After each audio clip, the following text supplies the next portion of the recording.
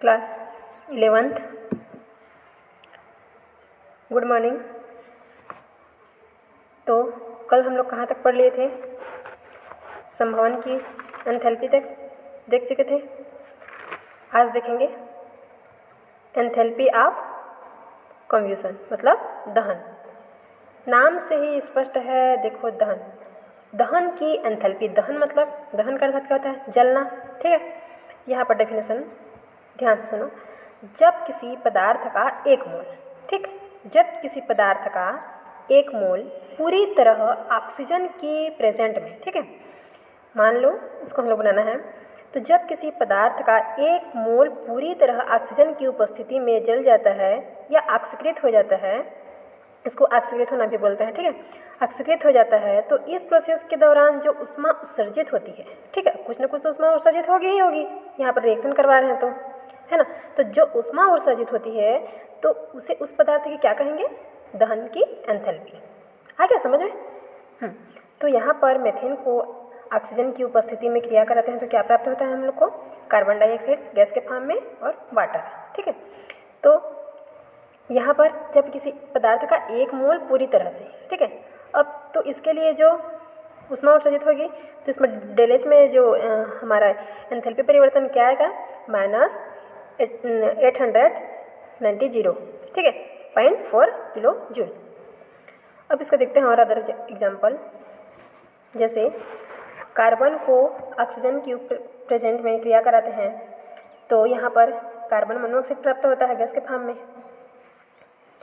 तो यहाँ पर क्या हो रहा है? डेल एच के लिए परिवर्तन उसमें कितनी निकल रही है? -110, ठीक है, तो -110.5 किलो जूल। लेकिन यहाँ पर ऑक्सीजन की मात्रा कितनी लिए हैं? हाफ, और यहाँ पर 1। तो यहाँ पर कार्बन और ऑक्सीजन ये दोनों पूरी तरह से मतलब एक में लिए हैं, यहाँ पर हाफ में लिए हैं ऑक्सीजन को। तो इन दोनों के बीच अगर क्रिया कराते हैं तो क्या प्राप्त होती है? Carbon dioxide. लेकिन यहाँ पर ऑक्सीजन हाफ लिए हैं इसकी मात्रा, तो यहाँ पर क्या प्राप्त हो रही है? कार्बन मोनोऑक्साइड, जिससे यहाँ पर डेल एच परिवर्तन क्या हो जाएगा? -393.5 किलो जूल। तो इसमें क्या बता रहा है? इस एग्जाम्पल में कार्बन सॉलिड फेज में है तो इसकी दहन की ऊष्मा का सही रूप क्या हो जाएगा? ये वाला। क्यों? क्योंकि इसमें एक मोल का पूरी तरह से ऑक्सीकृत हो रहा है, पूरा, ठीक है। लेकिन यहाँ पर क्या है? यहाँ पर ऑक्सीकृत पूरा नहीं हो रहा है, जिससे यहाँ पर क्या बन रहा है? Carbon monoxide. ऑक्सीजन का जो यहाँ पर 2 हमें ये मिल रहा है क्या हमको? नहीं। क्यों? क्योंकि यहाँ पर हाफ लिए हैं तो ये यहाँ पर कार्बन मोनोऑक्साइड प्राप्त हो रहा है, जबकि यहाँ पर इसका एक मोल लिए हैं तो क्या प्राप्त हो रहा है? कार्बन डाइऑक्साइड, ठीक है। और इसको मानक दहन की एंथैल्पी के लिए किससे शो करेंगे? डेल एच 0C, ठीक है। बस कुछ ही कन्फ्यूजन नहीं है। जैसे इसको कम्बशन को C से, इसका पहला लेटर क्या है? C है, इसलिए C, और 0 किसको दर्शाता है? हमारा हाइड्रोजन के लिए 0 मानक को, ठीक है। तो मानक दहन की एंथैल्पी को हम किससे शो करेंगे? इससे। आ गया समझ में? ठीक। अब इसके कुछ देखो एग्जाम्पल है। भोजन या ईंधन के लिए दहन देखेंगे, ठीक है। तो मशीनों, गाड़ियों के संचालन के हेतु ईंधन के रूप में हम लोग किसका उपयोग करते हैं? कोयला, डीजल, पेट्रोल आदि का उपयोग करते हैं ना। तो इन सब में किसका यूज होता है दहन के लिए? कोयला, डीजल, पेट्रोल आदि, ठीक। अब हम फूड के लिए देखेंगे।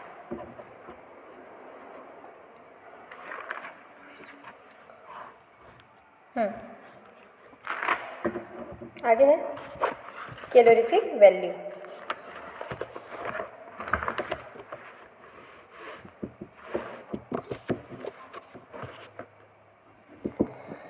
ये मोस्ट इम्पॉर्टेंट है। कैलोरीफिक वैल्यू किसको बोलते हैं? देखो, 1 ग्राम भोजन या ईंधन के दहन, ठीक है। यहाँ पर अगर फूड के लिए लें तो क्या हो जाएगा? 1 ग्राम फूड लेंगे, ठीक है। अगर हम फूड के लिए देख रहे हैं कैलोरीफिक वैल्यू तो क्या लेंगे? 1 ग्राम फूड को लेंगे। और अगर हम ईंधन के लिए कैलोरीफिक वैल्यू निकाल रहे हैं तो क्या लेंगे? 1 ग्राम ईंधन, ठीक। तो 1 ग्राम फूड या 1 ग्राम ईंधन के दहन से, ठीक है, 1 ग्राम फूड या 1 ग्राम ईंधन के दहन से कैलोरी या जूल के रूप में उत्पन्न ऊष्मा। ठीक है, देखो यहाँ पर हम जिस मात्रा का मतलब जिस भी कंपाउंड का दहन करेंगे उसको मतलब 1 ग्राम में लेंगे, चाहे अगर वो भोजन के लिए लेंगे तो जैसे भोजन का मतलब फूड का कैलोरीफिक वैल्यू निकाल रहे हैं तो 1 ग्राम लेंगे, और ईंधन का कैलोरीफिक निकालेंगे तो ईंधन को 1 ग्राम में लेंगे। तो उनसे जो कैलोरी या जूल के रूप में ऊष्मा उत्सर्जित होती है उसी को क्या बोलते हैं? Calorific value. ठीक है, ये कैलोरीफिक वैल्यू मोस्ट इंपॉर्टेंट है, आगे जाके आप लोग के कॉलेज के लिए भी ये इसका विस्तार से पढ़ोगे, इसको ध्यान से समझ लीजिए। ठीक है, तो इसमें कैलोरी या जूल के रूप में ऊष्मा उत्पन्न होती है उसी को क्या बोलते हैं? Calorific value. ध्यान रहे इसमें हमेशा मात्रा कितना लेना है? 1 ग्राम। ठीक, अब जैसे यहाँ पर ग्लूकोज को सॉलिड फॉर्म में लेते हैं और ऑक्सीजन गैसीय फॉर्म में, जिसके 6 मोल ले रहे हैं, तो हमें इन दोनों के बीच रिएक्शन करवा रहे हैं तो क्या प्राप्त हो रही है? कार्बन डाइऑक्साइड सॉलिड फॉर्म में और वाटर गैस के फॉर्म में। ठीक, तो इसके लिए जो हमारा एंथैल्पी परिवर्तन है वो क्या हो जाएगा? माइनस, देखो यहाँ पर इसका मान किस में आया है? माइनस में। ठीक है, कितना? 2800 किलो जूल। यहाँ 1 मोल ग्लूकोज के ऑक्सीजन से प्राप्त ऊष्मा, कौन? ये 1 मोल ग्लूकोज के ऑक्सीकरण से प्राप्त हमें कितनी हो रही है? हमें पहले 2800 प्राप्त हुआ, माइनस को भी भूल जाओ। अब कितना ऊष्मा निकली? 2800। लेकिन हम उसको इधर की मतलब भरपाई करने के लिए इसको इधर लाएंगे तो क्या हो जाएगा? माइनस में हो जाएगा। तब पहले तो इतना निकला है, लेकिन इसको हम लोग अगर इधर पक्षांतर करेंगे तो माइनस में हो जाएगा। तो ये कौन सा प्रक्रम है? ऊष्माक्षेपी ना। ठीक, अब आगे है एंथैल्पी ऑफ न्यूट्रलाइजेशन। न्यूट्रलाइजेशन का हिंदी नाम है उदासीनीकरण की एंथैल्पी। ठीक है, एंथैल्पी ऑफ न्यूट्रलाइजेशन, न्यूट्रल मतलब उदासीन करना। पढ़े हो? अम्ल व क्षार की क्रिया द्वारा बने पदार्थ क्या होते हैं? लवण। ठीक, तो यहाँ देखो, जब अम्ल का 1 ग्राम तुल्यांक, ध्यान से सुनते रहो, जब अम्ल का 1 ग्राम तुल्यांक क्षार द्वारा, अम्ल का 1 ग्राम तुल्यांक क्षार द्वारा या क्षार का 1 ग्राम तुल्यांक अम्ल द्वारा, समझ गए? जब अम्ल का 1 ग्राम तुल्यांक क्षार द्वारा या क्षार का 1 ग्राम तुल्यांक अम्ल द्वारा, इन दोनों के बीच अगर उदासीन होता है तो अभिक्रिया के दौरान इसमें जो ऊष्मा उत्सर्जित होती है उसको क्या बोलते हैं? उदासीनीकरण की एंथैल्पी। इसमें क्षार कौन सा है हमारा? सोडियम हाइड्रोक्साइड अम्ल, हाइड्रोक्लोरिक अम्ल। अब इन दोनों के बीच हम लोग क्रिया करवाते हैं तो क्या प्राप्त होती है? सोडियम क्लोराइड और वाटर। अब इसमें जो ऊष्मा उत्सर्जित हो रही है वो कितनी हो रही है? 57.1 किलो जूल। माइनस में ही आएगा। पहले तो प्लस में उत्सर्जित हो रही है, लेकिन उसको पक्षांतर करेंगे तो माइनस में आएगा। ऊष्माक्षेपी प्रक्रम है। अब यहाँ पर एक और एग्जाम्पल है, क्या है? पोटेशियम हाइड्रोक्साइड एक्वा फेज में है और NHNO3 नाइट्रिक अम्ल। ठीक है, अब इन दोनों के बीच में क्रिया करवाते हैं तो क्या प्राप्त होती है?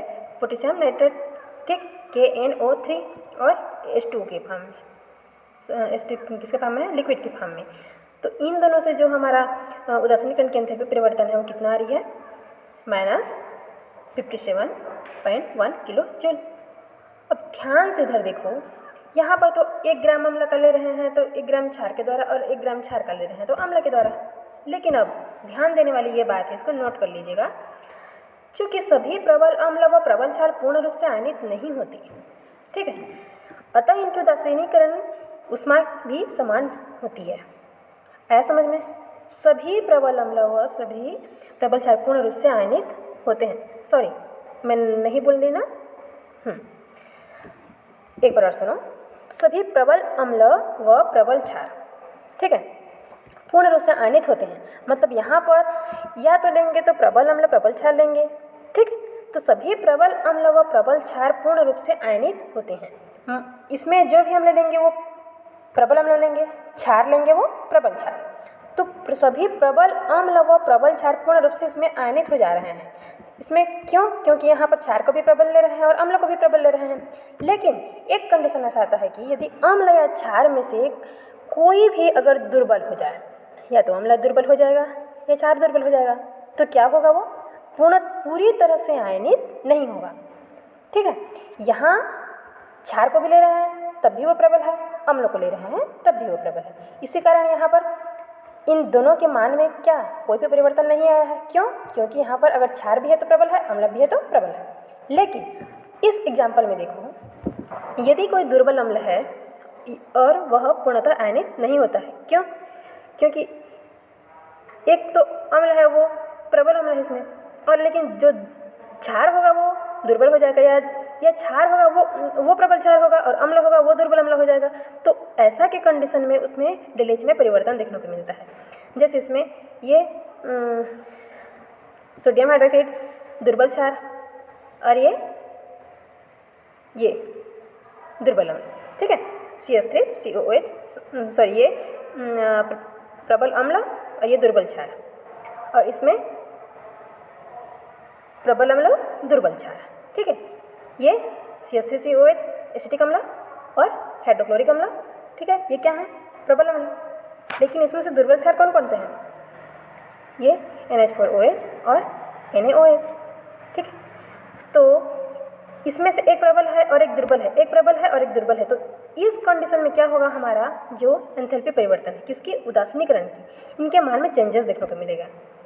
यहाँ नहीं मिल रहा था चेंजेस देखने के लिए, सम से मारा था। क्यों? क्योंकि यहाँ पर क्षार भी प्रबल है, अम्ल भी प्रबल है, लेकिन यहाँ पर अम्ल प्रबल है लेकिन दुर्बल क्या है? क्षार। इस कारण यहाँ पर DLH की मान में अंतर देखने को मिलता है। यहाँ कितना आ रहा है? -51.5, लेकिन यहाँ -55.2। इसी कारण इन दोनों में थोड़ा सा डिफरेंस देख लेना। अगर प्रबल अम्ल और प्रबल क्षार हो तो पूर्ण रूप से आयनित, अगर एक भी दुर्बल हो जाता है तो क्या होगा? DLH के मान में परिवर्तन देखने को मिलेगा, ठीक है। और हाँ, एक और नोट कर लेना, उदासीनीकरण का ऊष्मा का मान इसमें क्या होता है? हमेशा 57.1 से क्या आता है? हमेशा कम आएगा, ठीक।